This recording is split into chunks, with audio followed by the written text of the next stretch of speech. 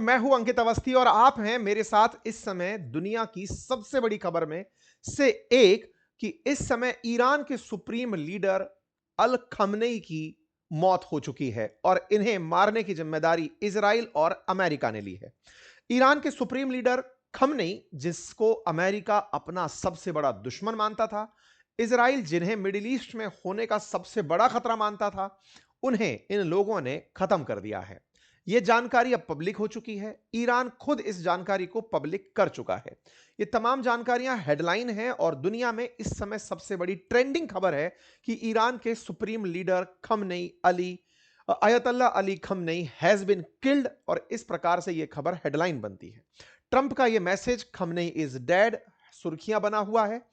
Iran के अंदर जहां तहां खुशियों का माहौल है। खुशियों के माहौल की जो खबरें हैं वो कुछ इस प्रकार से दिखाई जा रही हैं कि जैसे ईरान के लोग खमनेई से बहुत परेशान थे, इसीलिए इस तरह का जश्न मनाया जा रहा है। जश्न की तस्वीरों के साथ साथ वो तस्वीरें भी हैं जिसमें लोग अत्यधिक दुख में हैं। खमनेई को मानने वाले और खमनेई को मतलब अपना सुप्रीम लीडर मानने वाले लोगों में बहुत ज्यादा दुख का भाव भी है। दोनों प्रकार की रिएक्शंस इस समय ईरान से आ रही हैं। ईरान के सुप्रीम लीडर का मरना मिडिल ईस्ट के लिए कितना आगे प्रभावशाली होगा ये जानेंगे। साथ ही साथ इजरायलियों ने इस बात पर एक बहुत ज्यादा सुकून की सांस ली, क्योंकि पिछले लगातार लगभग 45 साल से इजराइल को इजराइल मुर्दाबाद कहकर, अमेरिका को अमेरिका मुर्दाबाद कहकर खमनेई लगातार टारगेट किए जा रहे थे। फिलहाल इजरायली लोगों में जो खुशी का माहौल है वो तस्वीरों में इस समय बना हुआ है। कल रात तक अमेरिका ईरान के विदेश मंत्री जहां एक और इस बात का खंडन कर रहे थे कि कुछ नहीं हुआ है, तो फिर यह अचानक कैसे हुआ? आज के सेशन में इस जानकारी को आपके साथ सिलसिलेवार तरीके से साझा करेंगे। बताएंगे कि कल से लेकर अब तक क्या बदला और कैसे यह घटना अंजाम दी गई। अमेरिका ने कैसे इन्हें टारगेट किया, अमेरिका ने मारा या इजराइल ने मारा, सारी बातें एक साथ आज के सेशन में। लेकिन उससे पहले एक जरूरी जानकारी, और वो ये कि आप में से जो तमाम साथी मेरा एआई मास्टरी का ये जो बिगिनर से लेकर प्रो लेवल तक का कोर्स है, जिसमें मैंने आपसे 20 से अधिक एआई टूल सिखाने की बात कही थी, जहां ऑलरेडी हम 30 प्लस एआई टूल्स को यूज करना सिखा चुके हैं, चाहे जिसमें लाइव वीडियो बनाना सिखाना हो या लाइव रेज्यूमे, यूपीएससी का कंटेंट या फिर वेबसाइट मेकिंग या फिर गाना बनाना, ये सब चीजें जिस कोर्स में मैंने आपको सिखाई हैं, उस कोर्स के एनरोल विद्यार्थियों को सूचित किया जाता है कि आज शाम 5 बजे आप लोगों की एक वेबिनार रखी गई है, जिसमें आपके साथ एक आम वार्ता होगी। आपके साथ बातचीत के लिए आप उपस्थित हों, यह सूचना है। दूसरा, कोर्स में एनरोल विद्यार्थियों के साथ साथ कल चूंकि आखिरी दिन था हमारी 33% ऑफ का, उस लगातार हमारे पास बहुत से विद्यार्थियों के लेट नाइट तक मैसेज रहे। बहुत से ऐसे वृद्धजनों के, सीनियर लोगों के, गृहिणियों के, महिलाओं के, बच्चों के मैसेजेस और मेल हैं जो चाहते हैं कि हम इसे एक्सटेंड करें, क्योंकि वो होली के अवसर पर इसे अपनों को गिफ्ट करना चाहते हैं। कुछ का कहना था कि 1 मार्च को उनकी सैलरी आती है, उस समय वो इसे लेना चाहते हैं। तो एक ऐसा माहौल सा बना है जिसमें बहुत सारे लोगों की डिमांड है। अगर आप चाहते हैं तो हमने गूगल फॉर्म नीचे भरकर दिया है कि हम इस सेल को आगे होली के त्योहार तक, अगले 2 या 3 दिन तक एक्सटेंड करें। तो आप अपनी इच्छा जो है वो कमेंट बॉक्स में दिए गूगल फॉर्म में भर सकते हैं कि आप अगर चाहें तो उसमें अपना फुलफिल कर दें। हम आपके लिए इस सेल को ओपन रख लेंगे अभी भी। लेकिन चूंकि कल रात की वजह से बहुत सारे ट्रांजैक्शंस फेलियर्स हैं, हजारों में हैं, ऐसे में मैंने आज के दिन तो इस सेल को एक्सटेंड किया हुआ है। जिनके ट्रांजैक्शन फेल हैं वो घबराएं नहीं, आपको आज भी ये कोर्स एक्सेसिबल है, आप इसे करें। और अगर आप चाहें तो हम इसे होली के लिए भी एक्सटेंड कर देंगे, पर उसके लिए आपको गूगल फॉर्म भर के हमें इन्फॉर्म करना होगा। चलिए, वेबिनार में जिन्होंने कोर्स एनरोल कर लिया है वो कृपया पहले ही पहुंचने का काम कर लें। क्लास के रूप में आपके वहां पे वेबिनार पिन किया गया है, ऐप और वेबसाइट दोनों के ऊपर। आइए साथियों, ईरानी मीडिया ने, तस्नीम और फार्स समाचार ने ईरान के सर्वोच्च नेता अयतुल्ला अल खमनेई की निधन की पुष्टि की है। असल मायने में जब इनकी मौत की खबर आई तब तक बहुत देर तक हम लोगों ने भी ट्विटर हैंडल, जिसके बारे में मैंने आपसे कहा था कि आप मुझे फॉलो कर सकते हैं, हमने वहां पर पोस्ट इसलिए नहीं किया। हम रातों रात हमारी टीम काम करती है, लेकिन सबसे बड़ी टेंशन इस बात की होती है कि किस समय आपको इन्फॉर्म करना है, क्योंकि वो खबर गलत होने का ज्यादा डर रहता है। ऐसा ना हो कि जल्दबाजी में, आपकी जल्दबाजी के चक्कर में, हम आपको सूचना पहुंचाने की जल्दबाजी में कुछ गलत सूचनाएं दे दें। तो हमने बहुत ठहराव के साथ, जब स्टेट मीडिया ने अपनी तरफ से ये खबरें देना शुरू किया, उसके बाद हमने आप तक ये सूचना प्रेषित की थी। कुछ इस प्रकार से ईरान की जो सरकारी न्यूज एजेंसीज हैं, उन्होंने बड़े ही दुख के साथ इस बात को पूरे देश को संबोधित करते हुए सूचित किया। कई ऐसे हालात देखने को मिले जहां पर पत्रकार इस खबर को सुनाते हुए रोने लगे। इस भाव से ये दो बातें निकल कर आती हैं कि ये जो घटना दिखी, ये सरकारी मीडिया के द्वारा दिखाई गई, क्योंकि सरकारी मीडिया खमनेई जैसे सुप्रीम लीडर के अंडर में है और सुप्रीम लीडर का पद अभी भी है। सुप्रीम लीडर खमनेई मर गए, उनकी जगह अब हो सकता है कोई और नया सुप्रीम लीडर बने। इन लोगों को उन्हीं सरकारी एजेंसीज में काम करना है। तो ये माहौल और ये मैसेज देना कि हमारी सत्ता का जो केंद्र है वो अभी भी बरकरार है, या तो ये एक कारण हो सकता है, या दूसरा ये लोग बहुत ज्यादा इमोशनली वाकई में अटैच हों। ये इसलिए कहा जा सकता है क्योंकि बहुत सी ऐसी तस्वीरें आई हैं जहां पर लोग रियल में इस बात से दुखी हैं कि उनके सुप्रीम लीडर मर गए। ये जो ईरान के एक मस्जिद के अंदर जुटी भीड़ है, जो कि ईरान के सुप्रीम लीडर को शहीद का दर्जा देने के लिए इकट्ठी हुई है, ये कोई सरकारी भीड़ नहीं है। इससे दो बात स्पष्ट होती हैं कि ईरान में दो तरह के लोग हैं। एक वो जो खमनेई को नहीं चाह रहे, जो प्रो अमेरिका हैं, लेकिन एक वो भी हैं जो लगातार खमनेई को अपने धर्म के सुप्रीम लीडर के रूप में देखते हैं, जो ये चाहते हैं कि ईरान धर्म के रास्ते चले, इस्लाम की बातों को माने, कट्टर इस्लामिक बनकर के राष्ट्र के रूप में अपनी पहचान बनाए। इन लोगों की भीड़ से यह बात स्पष्ट है कि ईरान में एक प्रॉपर डिवाइड है। लोग दोनों तरह से, जहां खुश होने वाले लोग भी हैं तो वहां दुख होने वाले लोग भी हैं, और इन्हें दुख होने के लिए किसी ने चाबी नहीं भरी होगी कि तुम्हें कैमरे के सामने परफॉर्म करना है। ये नेचुरली जो लोग दुख में हैं, उनकी वीडियोस और तस्वीरें इस समय सोशल मीडिया पर वायरल हो रही हैं।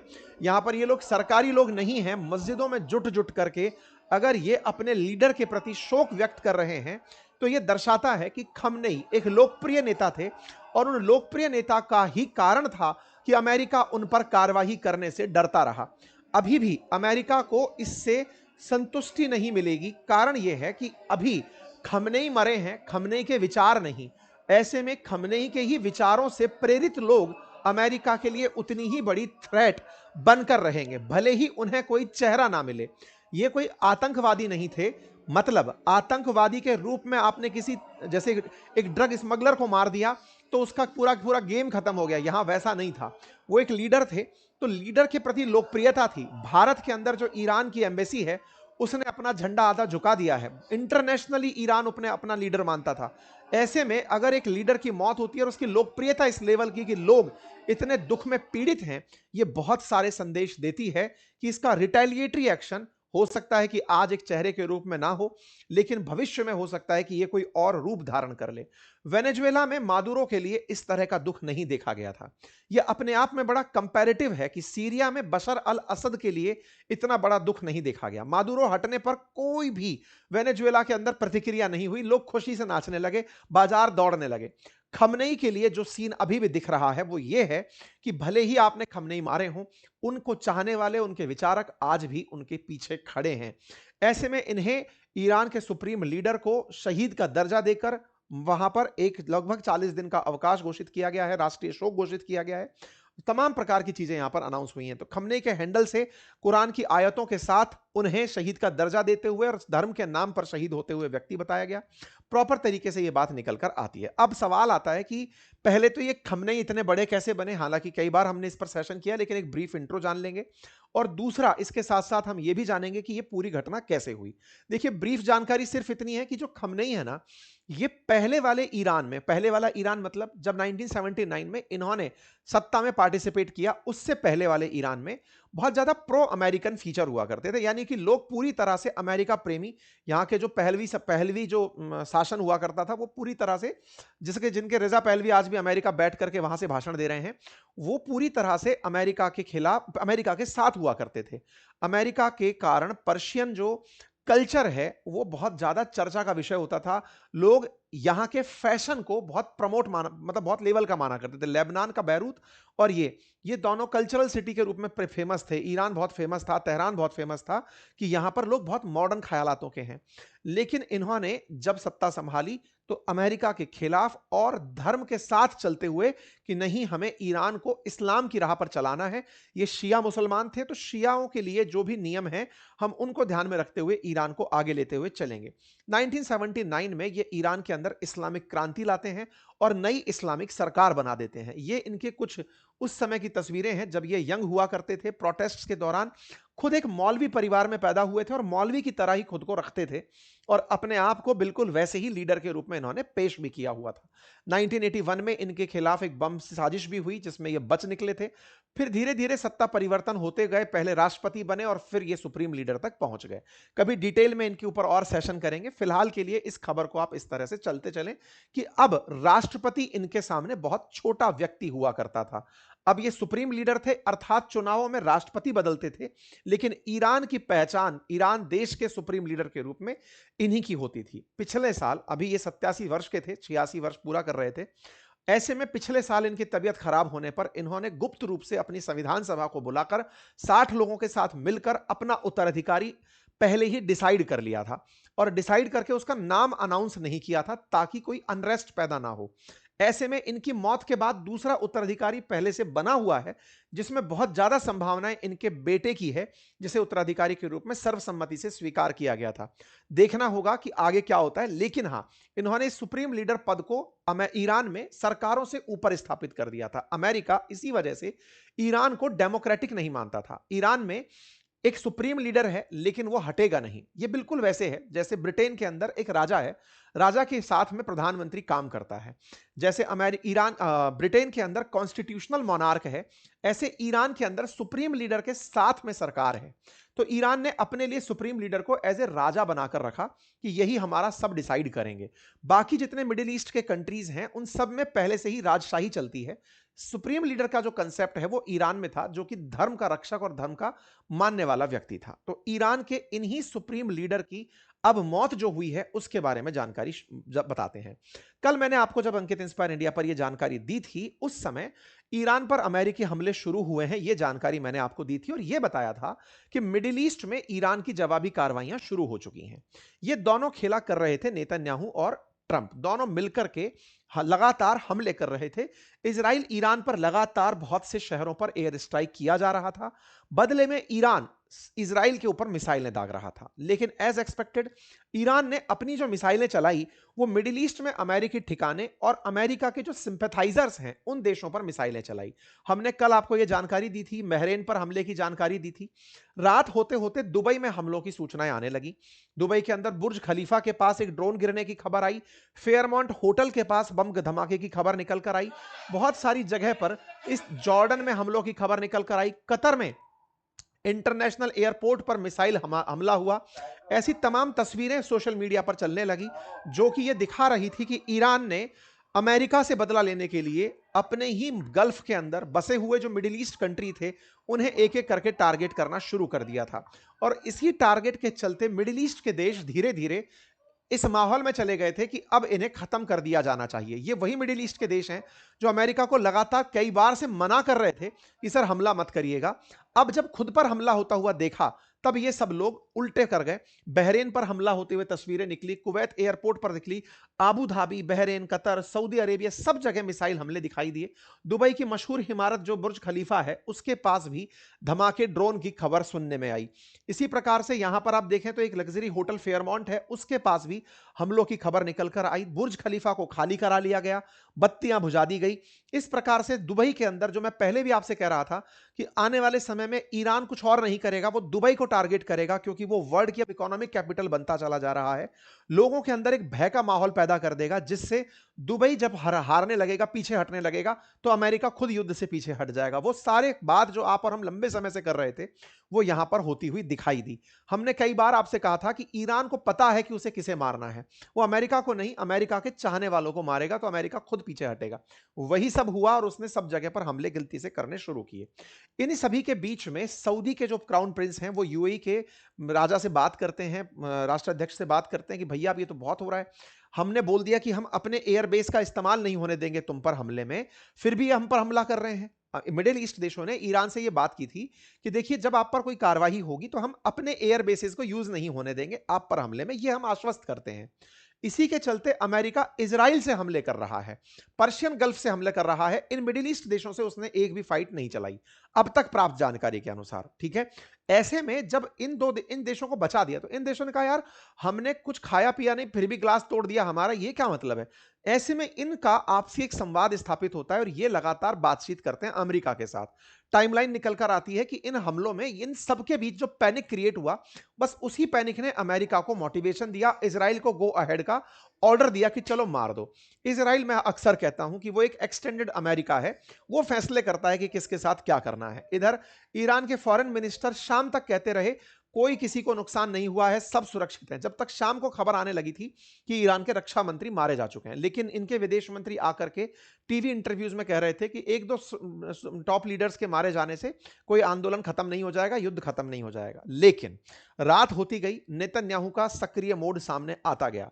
सक्रिय मोड सामने आया, 9 बजे नेतन्याहू ने अपनी तरफ से अमेरिकी राष्ट्रपति से बातचीत की।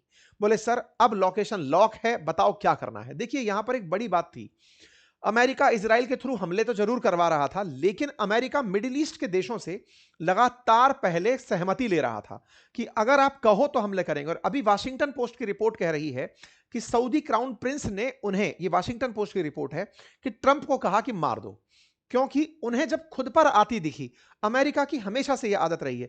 इजराइल से पहले उन्होंने कतर पर गोला गिरवाया, फिर कतर सारे मुस्लिम देशों को लेकर अमेरिका पहुंचा कि सर गाजा को लेकर शांति कर लो।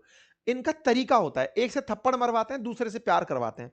तो नेतन्याहू फोन किए कि सर इस तरह से स्थिति तैयार है, लोकेशन लॉक है, खमनेई अपने परिवार के साथ और अपने 40 बड़े लोगों के साथ एक जगह पर बैठे हैं, उन्हें यह विश्वास है कि हम उन्हें नहीं मारेंगे, आप इजाजत दे तो मार दें। ट्रंप ने कहा कि इस स्थिति को पहले चेक करने दो, इन लोगों का क्या कहना है जिन पर गोले गिर रहे हैं, इनकी हालत खराब थी। ये सब लोग तुरंत सहमति दे दिए कि सर मार दो। बस यहीं से ही काम शुरू होता है। कैरोलिना लेविट निकल के आती है कि ट्रंप निकल चुके हैं। देखिए 9:09 की एक खबर है, नेतन्याहू सूचना देते हैं, फिर स्पोक पर्सन अमेरिका की वो कहती है कि ट्रंप निकल चुके हैं मारे लागो के लिए, सिचुएशन रूम में ट्रंप पहुंच चुके हैं। ये खबर रात 1:30-2 बजे की आती है। सिचुएशन रूम अमेरिका का वो रूम है जहां से इन्होंने, जब मादुरो को उठाया था तब भी अमेरिकी राष्ट्रपति यहीं बैठे थे, ये अपने सारे टॉप ऑफिशियल्स के साथ बैठकर यहीं से ही ऑर्डर देते हैं। सिचुएशन रूम अमेरिका के लिए कभी अपन जानकारी लाएंगे आपके लिए। तो इस प्रकार से ये सिचुएशन रूम में पहुंचते हैं, इनको सारी ब्रीफिंग दी जाना शुरू होती है कि सर इजराइल को आप बस गो अहेड दे दो, वो तैयार लगा के लॉक करके बैठा है मारने के लिए।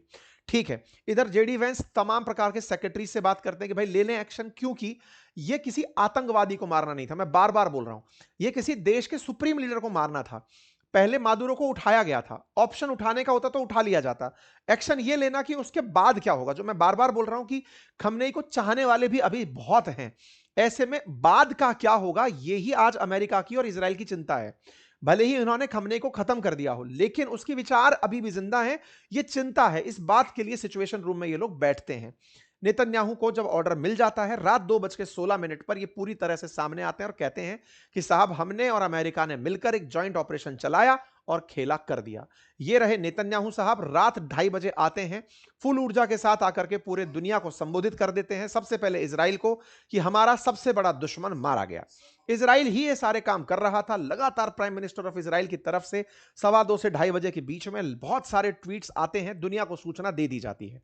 फिर अमेरिका भी उसी समय मैसेज करता है कि जब ट्रंप ने अभी बात करी है यूके से, कुवैत से, टर्की से, राष्ट्रपति बातचीत करने लग रहे हैं, जिन जिन लीडर्स के साथ कहीं गलती हो सकती है उनको बात करने लग रहे हैं। इस बीच में यूके बोलता है कि हमने अपने हवाई जहाज उड़ा दिए हैं साहब, अगर कुछ होगा तो आप बताना, हम युद्ध के लिए तैयार हैं। इन सबको साथ में लेकर के बात चल रही होती है।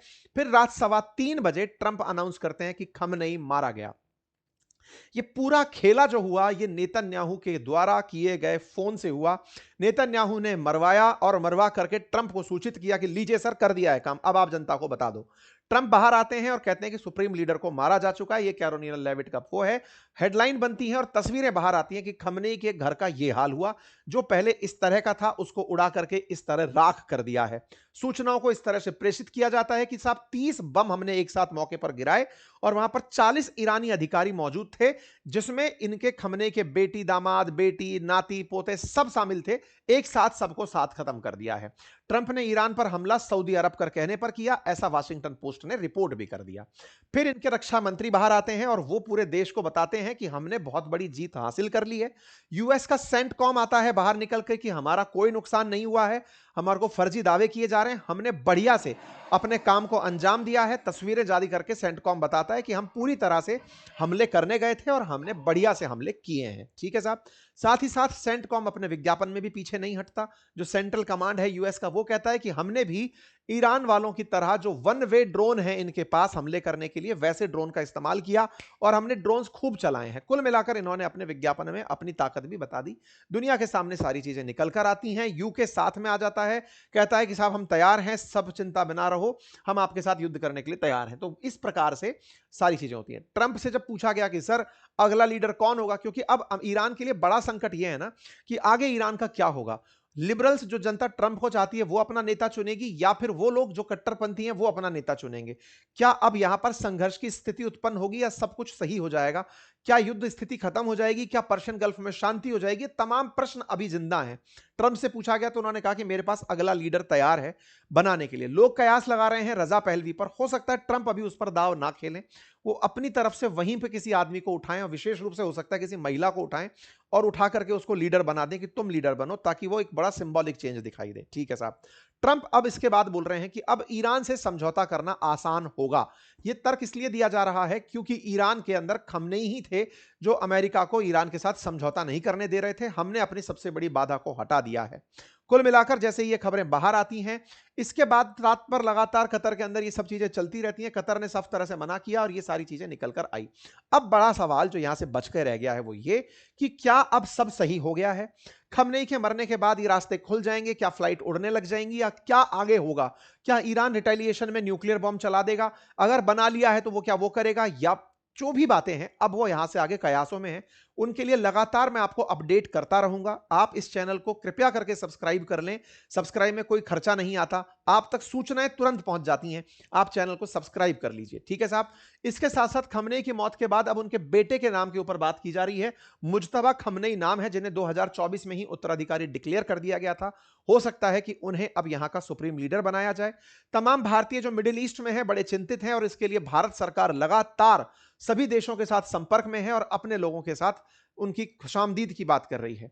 आज का दिन समस्त भारतीयों के लिए बड़ा अलग तरीके से खुशी का दिन भी है, और वो तब जब मिडिल ईस्ट में इतनी तरह से आग लगी हो और 200 मिलियन से अधिक मुसलमान रखने वाला भारत अपने देश में शांति की सांसें ले रहा हो।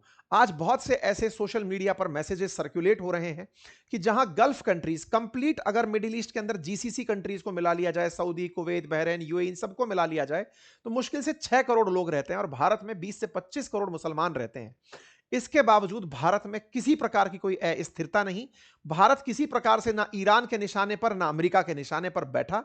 वहीं दूसरी तरफ ये लोग जो कि थोड़े से मुट्ठी भर लोगों को रखते हैं, ईरान ने बदले की कार्रवाई भी इन देशों के ऊपर की। इससे पता चलता है कि इंडिया ने अपने आप को कितना रॉक सॉलिड दुनिया के अंदर रखा हुआ है। इस संदेश को इस तरह से लिया जा रहा है और भारत सरकार इस स्थिति में भी ईरान के साथ भी संवाद में है तो मिडिल ईस्ट के साथ संवाद में है। इससे भारत की विदेश नीति की बड़ी तारीफ हो रही है। साथ ही साथ बहुत से प्रश्न ऐसे हैं जिनके आंसर तलाशे जा रहे हैं। पुतिन कब मुंह खोलेंगे या फिर अगला नंबर पुतिन का? ये सारे सवाल अब सोशल मीडिया पर ट्रेंड कर रहे हैं। इन लोगों ने मादुरो को मरवा दिया, खमनेई चले गए, ये कब आगे आएंगे? आएंगे भी या नहीं आएंगे? क्या ये भी डर कर अंदर तो नहीं चले गए हैं? इन सभी सवालों के जवाब आने वाले कुछ सेशंस में मैं आपको दूंगा। तब तक के लिए आपसे गुजारिश है कि चैनल को सब्सक्राइब कर लें। और हां, जिन लोगों ने कल ट्रांजैक्शन फेल होने के कारण कोर्स नहीं परचेज किया या किसी कारण से आप लोग अटक गए थे, उनके लिए मैंने आज भी ये ऑप्शन ओपन करके रखा है। एआई का मास्टरी क्लास, जिसमें मैंने 30 से अधिक एआई टूल्स यूज करने सिखाए हैं, जिसमें चाहे पीपीटी बनाना हो, चाहे रील्स बनाना हो, चाहे वीडियो शूट करना हो, चाहे वेबसाइट बनाना हो, ये सब सिखाया है। गाना बनाना तक जिसके अंदर सीखा है। आपके काम अरेंज करने के लिए नोशन का यूज करना हो, नोटबुक एलएम का यूज करना हो, क्लाउड का यूज करना हो, ये सब चीजें जो मैंने सिखाई हैं क्लास के अंदर ही, जिस तरह से वेबसाइट बनाना सिखाया है। ये कोर्स अभी ओपन है और आप सबसे पूछा जा रहा है कि ये 33% ऑफर जो ऑफ है, अगर आप चाहें कि आप इसे होली तक एक्सटेंड करवाना चाहते हैं तो कमेंट बॉक्स में मैंने गूगल फॉर्म भरा है, आप उसे फिल करके अपनी जानकारी दे दें ताकि आप तक हम अपनी सूचनाएं प्रेषित कर पाएं। ठीक है साहब, फिलहाल के लिए इतना ही। अपना ख्याल रखें, सुरक्षित रहें। धन्यवाद।